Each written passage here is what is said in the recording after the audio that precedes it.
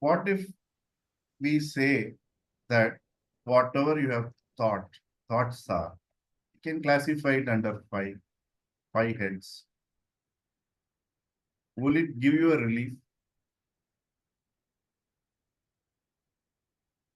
If it's not giving relief, maybe you can log off. You don't need it.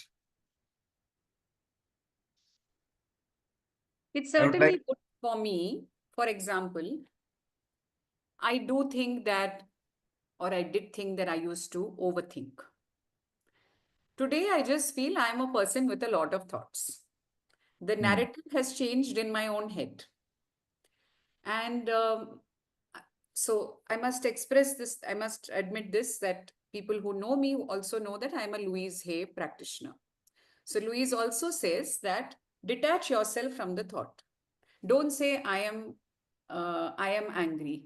You can say this is anger. Or I am scared. You can say this is fear. So maybe after years of practice, I have now consciously learned to label it and say this is my thought. And so now that emotion and the overwhelm because of the thought is lesser and lesser. I wouldn't say it is not there, but certainly at a lesser degree.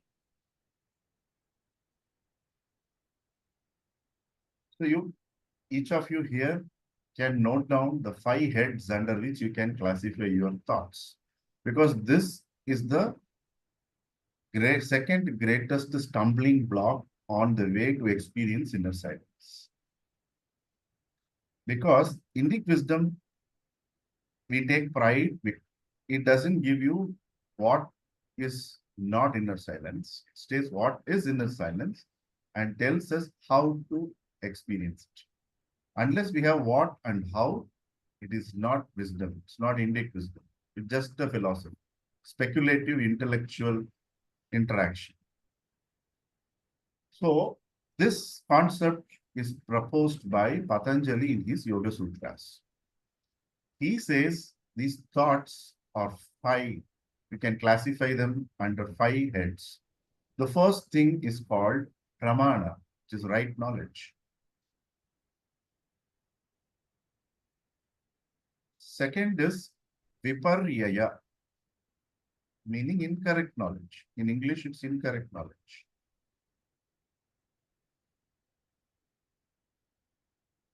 The third is vikalpa, How would you spell that in English? Vikalpa. Vikalpa means hallucination or imagination. Okay. And fourth is smriti, which is memory. And the fifth is nidra, which is sleep. So Sleep many is of what? us, yeah, sleep is a thought. Oh, okay. Okay. Yeah.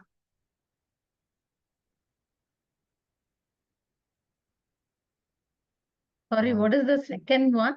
I'm just writing that down. What did you say is pramana? Pramana is right knowledge. I've typed Right it there. knowledge. Right knowledge. Okay. Right knowledge, incorrect knowledge, hallucinations, smriti, and Smriti is memory. nidra. Viparyaya is incorrect knowledge. Vikalpa is hallucinations, Yes, smriti is memory, and nidra is sleep. sleep. Okay, you have already done, so I don't need it. Very quick. Okay. So now what happens? Somebody will have to mute, please. I think Bharti. Yeah. So now let's listen carefully. We were enjoying the waves at the beach.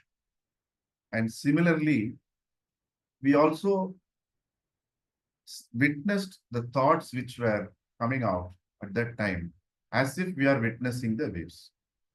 Now take a minute to list down the thoughts which you experienced during this short practice. Let's take a minute and write down those thoughts.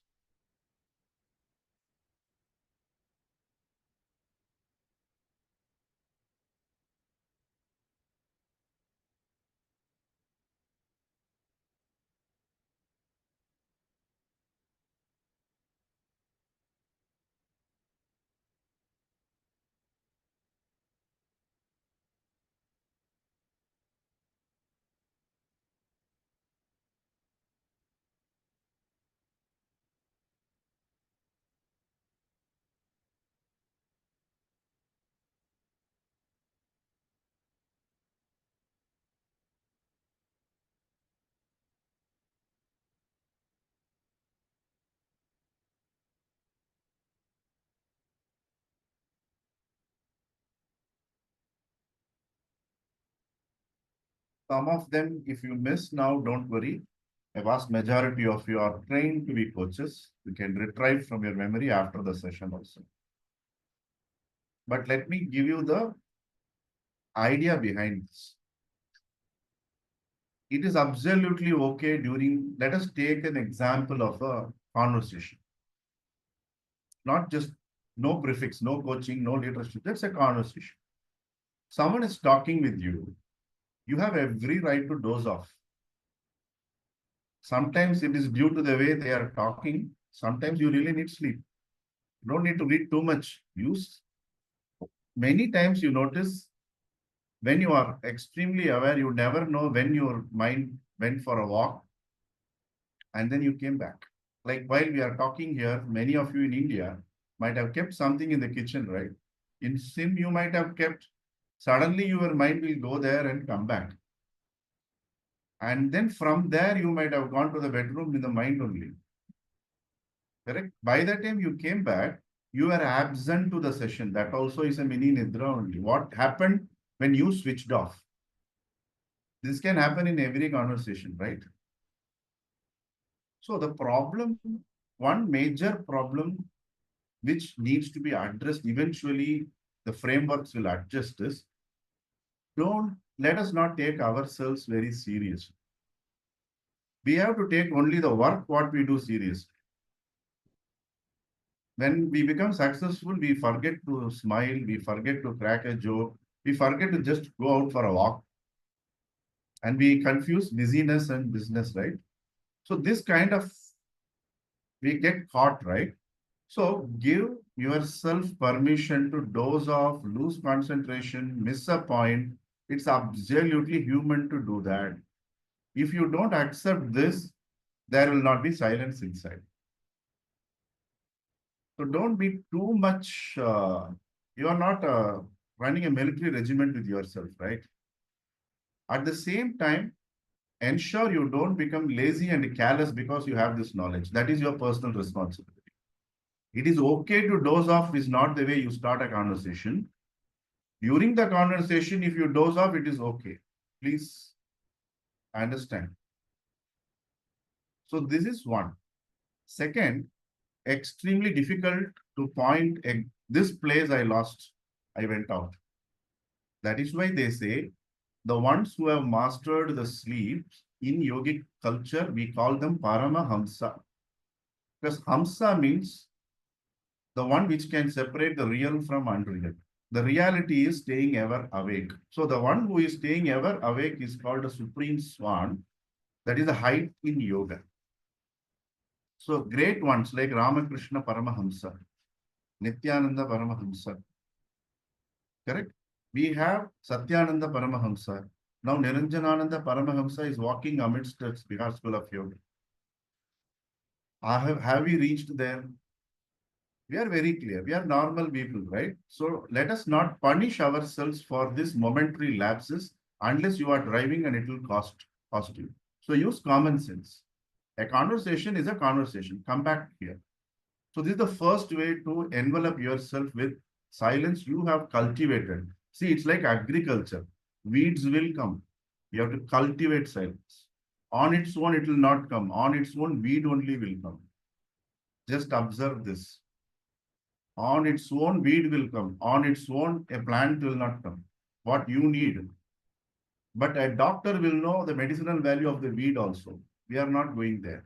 So give yourself permission once in a while. It happens. The second one, in a conversation, if we have to be present with someone 100% of the time, like an umbrella, we insulate ourselves from our own past, smriti, memory. Otherwise, we will start comparing notes and they are having a very crucial conversation with us on how to take a decision. We go into our similar college days and we goofed up with the decision and we come back and either advise them or can you tell me once more? We will say. So what is this movement is when someone is there with us, like when you're talking with your near and dear ones or the ones whom you respect, you don't fiddle with your phone and talk with them, right? So going to the past, tell that it is actually not a respect. Our presence in the conversation, someone has respected us. Let us try to do that. Because going back to this past will disturb us. The one who has sat before us has come to remove some disturbance. At the end of the conversation, we will be more disturbed than them because they gave a trigger and we went somewhere into the past. So this is the second thought we have to be aware of. So when most of you would be journaling, will be reviewing your conversation, which is a coaching or a leadership conversation. When you review your conversations, use these 5 points. So the first we saw is sleep. So you call them and say, I think I missed it. Can you give me the data? Finished. Second is this, going to the past. The third one is hallucination. When in doubt, ask, don't assume. When in doubt, ask. God has given us mouth, no? We have to ask. Throat is working reasonably well. When you imagine, it could be delusion, hallucination, imagination. You are creating something which is again difficult to decimate because you will say, oh, I could have asked them. So when in doubt, always ask, never assume, never imagine. Okay. Slight detour. Morning, I just figured out I forgot to pack a kurta. When Sridevi called me today morning, I told her I'm not having my regular attire. Okay. So I'm going to be the same attire how I was at the temple. Let me come and sit. That's what the session is happening. So why I'm telling you, in case you are thinking because it's an Indic wisdom based class, let's not assume I'm sitting like this. Given an option, I'll sit with a t-shirt and kurta only. Of late, my well-wishers are saying, Sridevi herself said, people are not able to differentiate you from a gardener or a... So give them some respect. They are coming there, so be like that. Based on your profession, be there. So if you think, I am not thinking you will be thinking like this, but in all probability, many of you may think because the session is like this, I am sitting like this. It's not the case. You got the live example, it happened today. Okay. Now going back to the fourth, I'm going in the reverse order, which is called viparyaya, incorrect knowledge. So whenever you feel somewhere logic, some issue is happening, always we can paraphrase and ask, did I understand correct? A plus B, C, okay. Instead of assuming, instead of calculating something wrong, when in doubt, don't assume. And when you want to internalize the knowledge before proceeding for a next question, cross check so that you don't ask a question based on an incorrect knowledge. Okay, so this is the last one is right knowledge, pramana. Many of us have problem here because after our name, more than the alphabets we have studied, 26 alphabets are there. Our certifications, if we start to take behind our name, we have so much knowledge, right? And many times that knowledge is the cause of our downfall. They build in superb filters. You start seeing that person as some machine you want to process them. So right knowledge is as dangerous as an incorrect knowledge. Your right knowledge is not going to serve the person sitting before you. It's going to serve you. This is why sometimes in a conversation, you may feel to slap someone and say, why are you wasting 60 minutes and wasting your money and my time? Just get ahead and do this. Many of the senior coaches would have experienced this, whoever has crossed 500, 600 hours of coaching experience or at home also. But people have to learn sometimes from their own. So your right knowledge sometimes may disturb you instead of giving you peace of mind. So now when you, after the session, how you can internalize this knowledge is after every conversation or everything which you feel is important and disturbing your state of mind, put it through this. And what Patanjali and our Indic wisdom system tells is it is next to impossible to find a sixth type of thought. It's a challenge. That is why for this system, there is no version. ChatGPT 4 is there. Apple 16, 17 will happen. But for Bible, Quran, and Gita, there are no versions. They are what they are, finished. That is why they are wisdom. They are all revealed knowledge. No. So there is no versions to that. So when Patanjali Yoga Sutras, they are clearly mentioning, you can say, I am having zillions of thoughts. You can say, I am a overthinker. It's okay, relax. Because world will function with or without us. So we have to be relaxing a bit. And then ask yourself, where my vast majority of these zillion thoughts belong to? Am I hallucinating? Is it incorrect? If it is right knowledge, why is it agitating me? I should be happy with it, no? So this is one simple process which we can do to develop the ability of a witness to first witness our own thoughts. And because it is in English, it is available in internet, did any of you, were you able to develop your coaching ability or leadership ability just by reading a book or watching a video? Each of us go to a teacher and study, right? LKG, UKG also, we need a teacher to study. So don't get into the process, oh, this is in English, let me figure it out myself. We'll only be going the infinite for loop. If that is the case, how many people you think have read Seven Habits of Highly Effective People? Seven Habits of Highly Successful Families? Forget all that. Crores of people have read Gita, Bible, and Quran, right? Still, world is not having peace. That is the danger of approaching the right knowledge in the wrong way. So don't take responsibility of understanding by yourself. Like how we approach someone who has walked the path, approach somebody who belong to a particular tradition. Like in coaching, you have 11 prominent institutions in the world. We go to ICA, we go to European EA, some, and then coaching. So many things are there, right? But to take the first step, you are going to a tradition where coaching is a culture or leadership is a culture. So take time out. This is the second request because self-study is going to create a lot of disturbance and doubts. Book or a YouTube cannot solve your doubts. A live person alone can solve your doubts.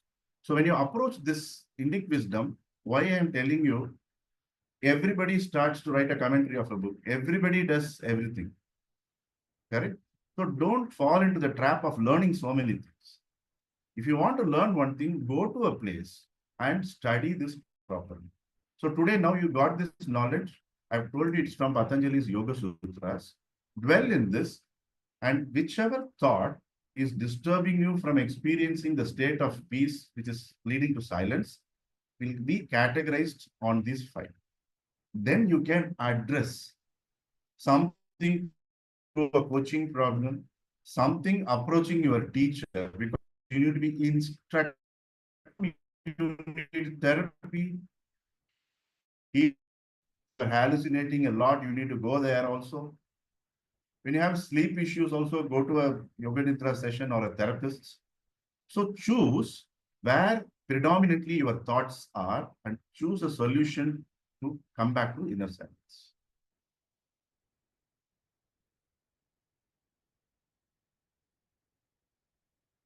Unmute. Okay.